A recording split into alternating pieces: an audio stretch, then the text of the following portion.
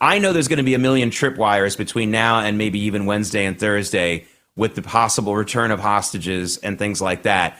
But it does seem like Hamas is doing some things on the ground that look like we're having a change here. For example, a lot of reports that they're gathering up the bodies of the murdered hostages. I don't think they would bother to do that if they weren't really ready to start handing them over. And I think it's also a big vote of confidence for President Trump. It proves that he is in charge in this situation. At least things are moving. If Hamas decides to renege on these promises in the next couple of days, I do believe they'll get pummeled. I'm encouraged. Am I crazy to be encouraged? No, I don't think so, because one way or the other, we're watching this conflict finally come to an end.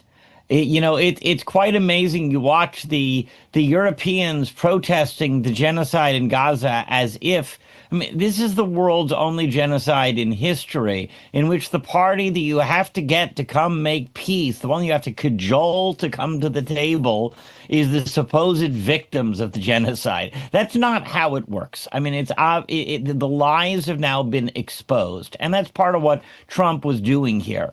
There are now really two options. One is that Hamas releases all the hostages. The killing now immediately comes to an end, and it's obvious Hamas was responsible.